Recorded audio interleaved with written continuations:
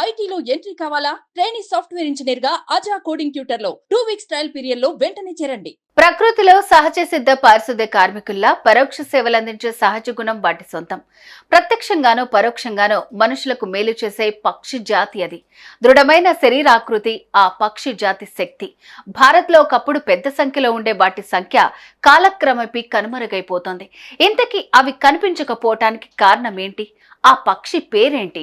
పక్షి జాతిలో బలమైన జీవులుగా రాబందులకు పెట్టింది పేరు. ఇవి మరణించిన జంతువుల కళేబరాలను తింటూ వ్యాధుల వ్యాప్తిని అడ్డుకుంటూ పరోక్షంగా మనుషులకు మేలు చేసే ఈ పక్షుల సంఖ్య అత్యంత వేగంగా తగ్గిపోతుంది.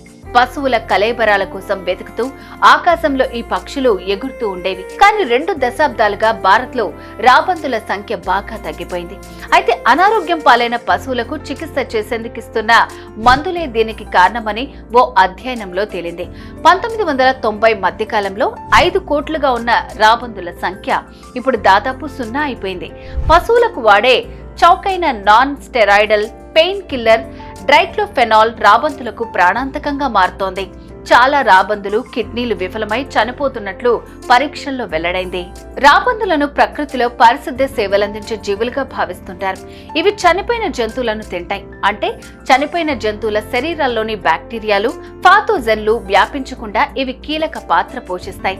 రాబందులే లేకపోతే చనిపోయిన జంతువుల కళేబరాలు కుళ్ళి వ్యాధులు వ్యాపిస్తాయి. వాటి ద్వారా వచ్చే రోగాలు, వ్యాధులను ఎలా ఉంటాయో ఊహించుకోవడం కూడా కష్టమే. అందుకే ప్రజల ఆరోగ్యం కాపాడటంలో రాబందుల పాత్ర ముఖ్యమైంది. పర్యావరణ వ్యవస్థలో మన జీవితాలను ప్రభావితం చేసే చాలా పనులు ఇవి చేస్తూ ఉంటాయని చెప్పుకోవాలి.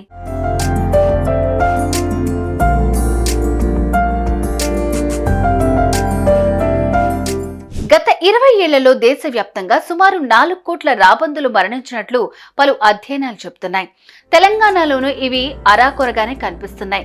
కుమరం భీం ఆసిఫాబాద్ జిల్లాలోని పెంచుకలపేట మండలం అటవీ ప్రాంతంలోని పాలరాపు గుట్టపై 2 నెలలుగా రాబందుల జాడ కనిపించడం లేదు. ప్రాణహిత పెద్దవాగు సంగమ తీరాన 200 మీటర్ల ఎత్తులో ఉన్న పాలరాపు గుట్ట ఒకప్పుడు రాబందులకు స్థావరంగా ఉండేది. 2013లో అప్పటి అటవీ రేంజ్ అధికారి రామ్మోహన్ ఈ గుట్టపై రాబందుల ఉనికిని గుర్తించి సంరక్షణ చర్యలు చేపట్టారు. 2 రోజులకొకసారి పాలరావు గుట్ట వద్ద ఓ పశు కళేబరాన్ని రాబందులకు ఆహారంగా ఉంచేవారు. అలా రాబందుల కదలికలను గుర్తించేందుకు పరిశోధకుడితో పాటు ప్రత్యేక బేస్ క్యాంప్ కూడా ఏర్పాటు చేశారు. దీంతో రాబందుల సంఖ్య 30 వరకు చేరింది. తెలంగాణ రాష్ట్రం ఏర్పడిన తర్వాత పాలరపు గుట్టను పర్యాటకంగా అభివృద్ధి చేస్తామని అప్పటి అటవీ మంత్రి జోగు రామన్న ప్రకటించారు. ఆ తర్వాత రాబందుల సంరక్షణను అధికారులు గాలికి వదిలేశారు. దీంతో ఆహారం దొరక్క, సంరక్షణ లేక రాబందులు తమ ఆవాసాన్ని మార్చుకున్నాయి.